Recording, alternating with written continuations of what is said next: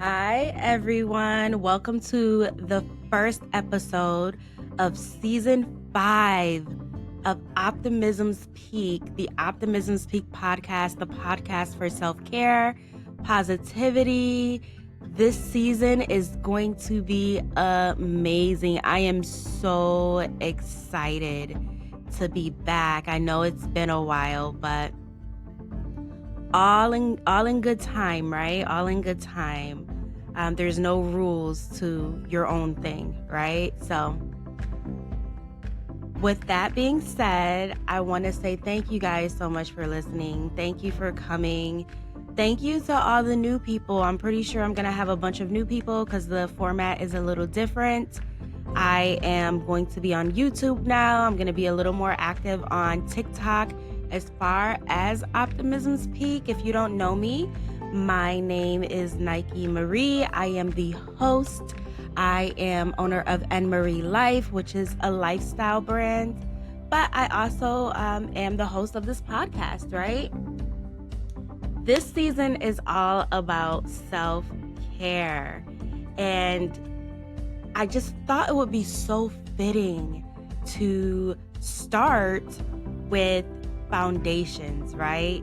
Not a lot of people get into the foundations and what we should do prior or even during this self-care journey because self-care is definitely a journey. It's not a destination. It's not something that we're supposed to be arriving at, right? It's something that we should constantly be doing.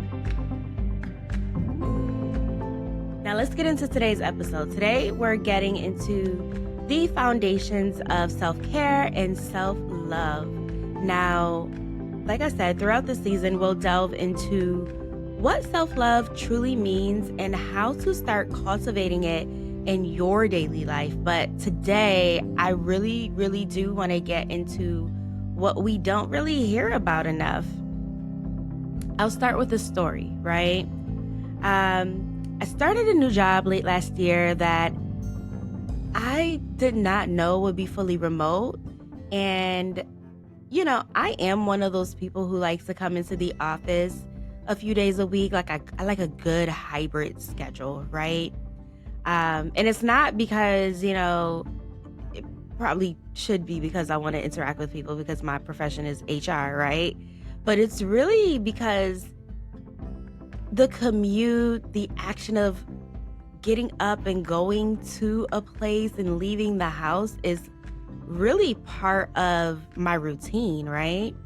I, without digressing too much, throughout the pandemic, I worked for an essential company where we honestly did not work from home any of the time. I think we worked from home for a week, maybe a week.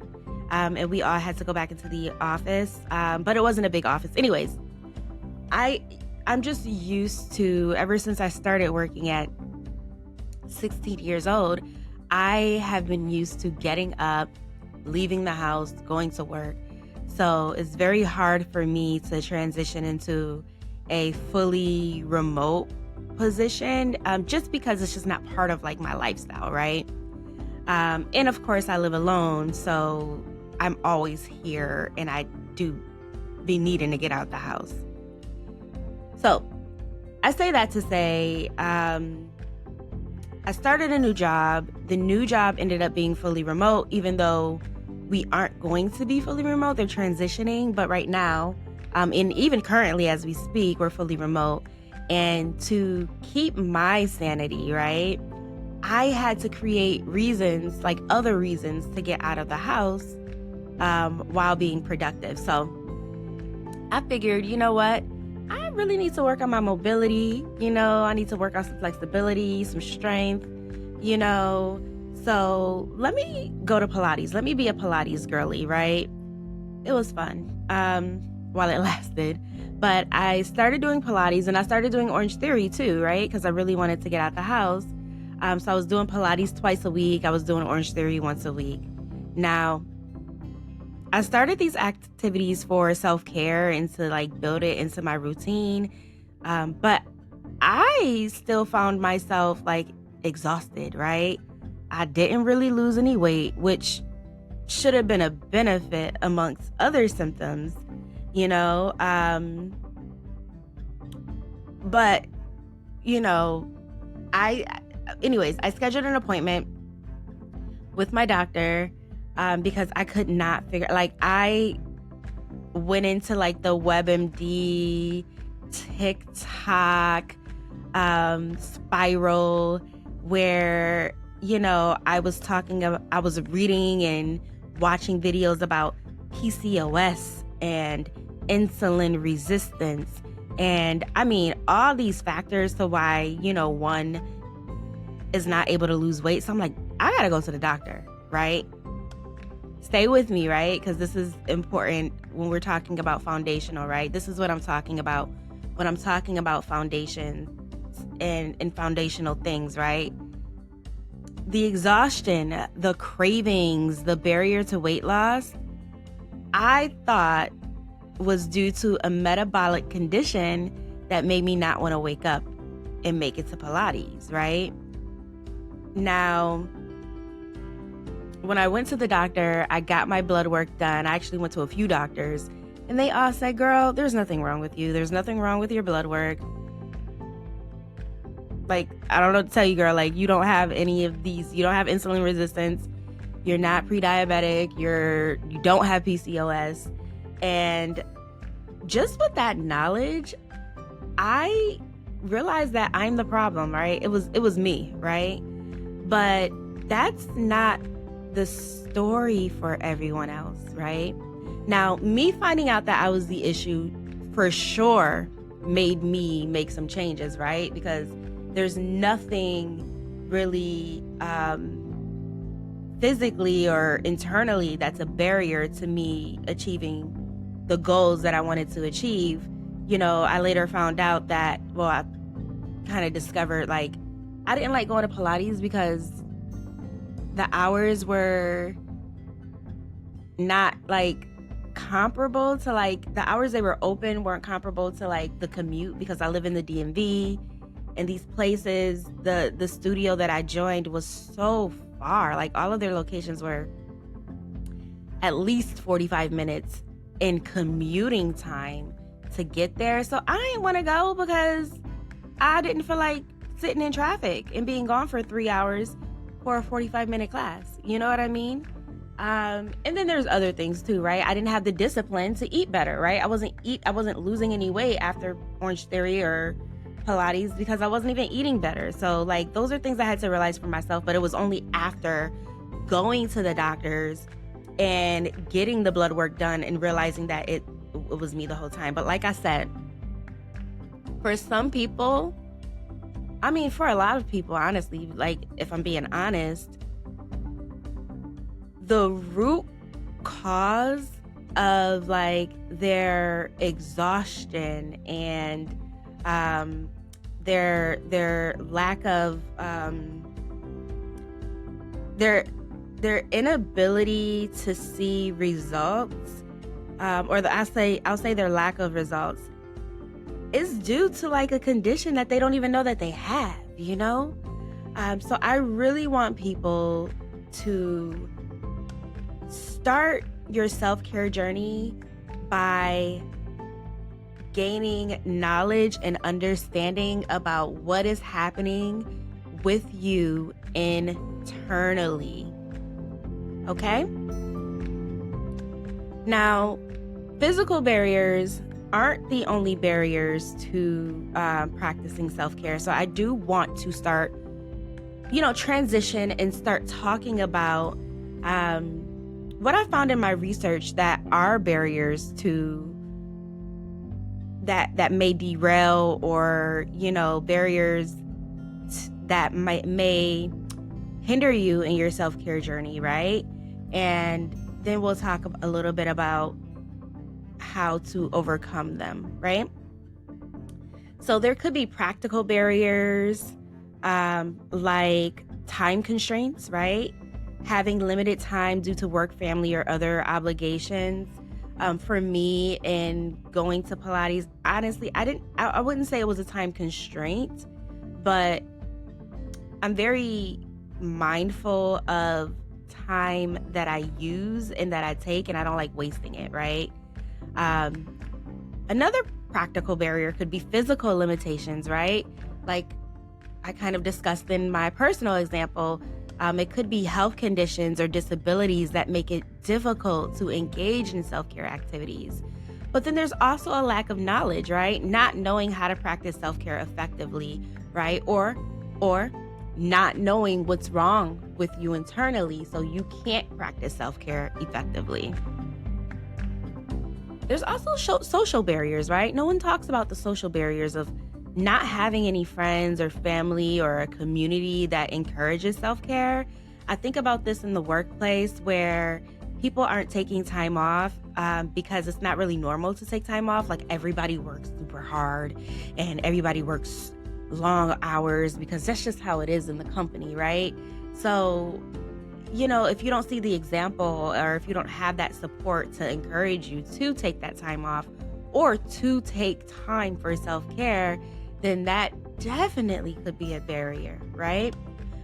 There could be cultural norms, right? Societal expectations that prioritize work and productivity over self care. There could be financial constraints, right? Pilates is expensive. It is. And, you might not be able to do reformer Pilates, right? You might be able to do a different Pilates. That's a different story. But there could be financial constraints, right? Spa treatments are expensive, right? I haven't been to the spa in forever, and I probably should go. But anyways, there's also cognitive barriers, right? Like misconceptions, right? And the holding of inaccurate beliefs about self-care, such as it being selfish or indulgent, right? And we'll talk about that in another episode about self-care not being selfish, right? It also could be guilt, right? Feeling guilty about taking time for yourself, especially when you're caring for others, especially when you're one of those people who like really is self-sacrificing, right? And puts others ahead of others' needs and ahead of their own needs. You could be feeling guilt. So that's another cognitive barrier. But there's also emotional barriers, right? You can be stressed out, right? High levels of stress can make it difficult to focus on self-care. You could be depressed, right? It could be depression. And mental health conditions definitely can reduce motivation and energy for self-care, which is why I really think finding out what is wrong so you can come up with solutions is going to be so important. And that's why this is the first episode, right? And then there's like others, right? Like other barriers, like the fear of failure, right?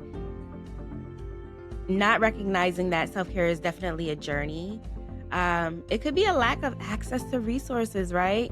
Not having access to healthcare or support groups or other resources that can facilitate self-care. It also could be a lack of self-compassion, right? Not being kind and understanding towards yourself. And it's something that, definitely should be worked on. So we just talked about barriers. Kind of reflect on that, right?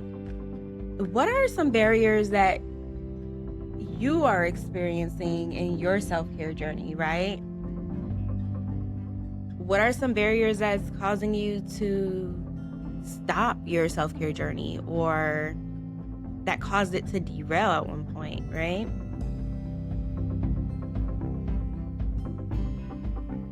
Now, I want us to do just a quick, because the episode is already long, right? I really want us to do a quick reflection exercise. And in your journals, I really want you to think about the barriers that we discussed and identify how to mitigate or look further into that barrier so we can break it. Okay. So an example could be, you know what? I'm exhausted throughout the day, no matter how much sleep I've gotten. And spend the rest of the week identifying ways to look further into it, right? If you're exhausted all of the time, could it be what you're eating? Maybe you need to go to the doctor, right? Maybe you should get blood work. You should tell your PCP, what you're experiencing. Maybe it could be a metabolic issue. Maybe it could be depression. Maybe it could be, the type of sleep you're getting. Are you waking up, many times in the night? So what I don't want to do is leave the problem by itself, right? Because if there's an issue, there's a reason for the issue. And I think we need to start digging a little deeper, right? I'm exhausted throughout the day, no matter how much sleep I've gotten. That's an issue. And instead of, well, I'll just be tired. I'm tired. Figure out why you're tired. Okay. Well, thank you so much for listening. I invite you all to share your thoughts with me. Follow me on Instagram. I am under Optimism's Peak Podcast on Instagram. You can search Optimism's Peak on TikTok and you will find some of the TikTok material there. And then, of course, you can listen to me everywhere you listen to podcasts, right? Spotify, Apple Podcasts, Google Play. So I'm a little bit of everywhere. You can connect with me, reach out, tag me in your self-care posts. I'd love to hear how you incorporate self-care into your daily routine. Thank you so much. I want you guys to have a good week. Thanks for listening to Optimism's Peak, and I will speak to you next week. Bye. Hope you guys are a little bit more optimistic after hearing this. I enjoy speaking with you all. I'm so bad at goodbyes, but bye.